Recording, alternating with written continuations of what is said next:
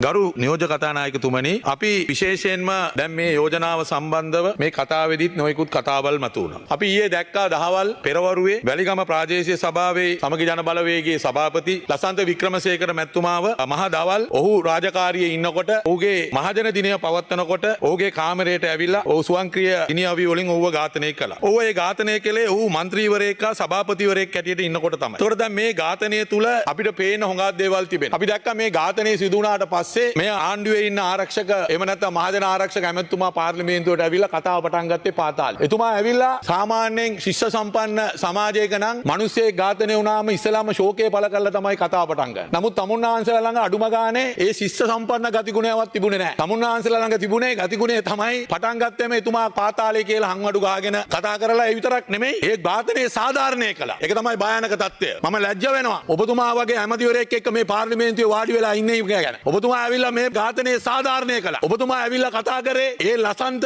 වික්‍රමසේකව ඝාතනය කරපු ඝාතකයන් වෙනුවෙන් තමයි ඔබතුමා ඇවිල්ලා පාර්ලිමේන්තුවේ අදහස් දැක්වුවේ. එහෙම නැතුව ඒකට විරුද්ධව නෙමෙයි. ඔහුට අපරාධ චෝදනා තියෙනවා නම්, ඔහුට නඩු තියෙනවා නම්, ඔහුට විනායකාකාරයේ ක්‍රියා තියෙනවා නම් ඒවා උසාවියට දාලා ඔහුට දඬුවම් දෙන්න පුළුවන්. එහෙම නැතුව කාවත් ඝාතනය කරන්න කාටවත් අයිතියක් නැහැ. ද ඔබතුමාලම කියනවා ජනාධිපතිතුමා මොකද්ද මේ පාර්ලිමේන්තුවේ කලින් කිව්වේ? කලින් ආණ්ඩුවල ඝාතනවල සිද්ධ වෙනකොට ජනාධිපතිතුමා පාර්ලිමේන්තුවේ පරණ කතාවල් අහලා බලන්න. එතුමා හැමදාම නැගිටලා කිව්වේ කාවත් මරන්න බෑ. ඒ මරණ එක්කෙනාගේ ඉතිහාසය වැඩක් නැහැ. ඇයි ආව මැරුවේ? කොහමද මැරුවේ? ඇයි මරන්න ඉඩ දුන්නේ කියලා එක තමයි අනුර කුමාර දිසානායක හැමදාම මේ පාර්ලිමේන්තුවේ කතා කළේ. ඒකයි යා කතා කළේ. මොකද තමුන්නාන්සයිලා කතා කරේ. තමුන්නාන්සේ කියනවා අර කොහෙන්ද ගෙනාපු සංවිධායක අපරාධකාරයෙක් කිව්වලු මෙතුමා ළඟ තුවක්කු තියෙනවායි කියලා. දැන් ගෙනල්ලා සුමාන දෙකක් ගෙනවනේ මෙතුමා අත්අඩංගුවට ගන්න තිබුණානේ. එහෙම තුවක්කු තියෙනවා නා. ඊළඟට එතුමා නාම යෝජනා දීලා සභාපතිවරයෙක් හැටියට පත් වෙලා දෙනකොට මාස 6ක් වෙනවා. එහෙමනම් එතුමා අපරාධකාරයෙක් නම් එතුමාට නොයෙකුත් ආකාරයේ චෝදනා තියෙනවා නම් එතුමා ගැන චෝදනා තියෙනවා ඔප්පු කරන්න පුළුවන් නම් එහෙනම් අත්අඩංගුවට අරන් උසාවියට දාන්න තිබුණානේ. ඇයි එතුමාව ඝාතනය කරාට පස්සේ එතුමා ගැන මේ ඇවිල්ලා මේ කතාවල් කියන්නේ? මොකද ඒකෙන් පෙන්වන්නේ? ඒකෙන් පෙන්වන්නේ තමුන්නාන්සලා ශිෂ්ට සම්පන්න නැහැ. තමුන්නාන්සලා බොරු කරන්නේ. තමුන්නාන්සලා වෛරයෙන් 88 89 තිබෙන මානසිකත්වය තවම තමුන්නාන්සලාගේ හිතවල තියෙනවායි කියන එක මතක තියාගන්න.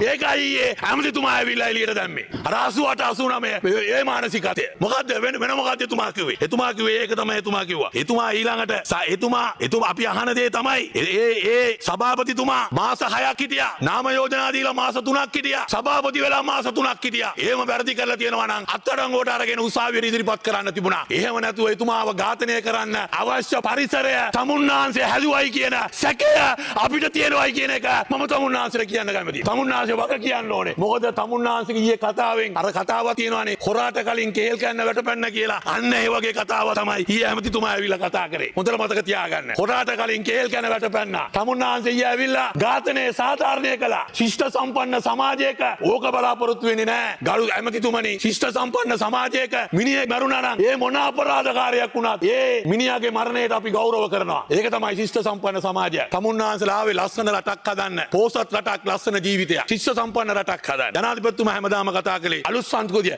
මේකද ඔබතුමා ඉදිරිපත් කරපු අලුත් සංස්කෘතිය. මේ සංස්කෘතිය හදන්නද තමුන්නාන්සලට මේ රටේ ජනතාව බලය දුන්නේ.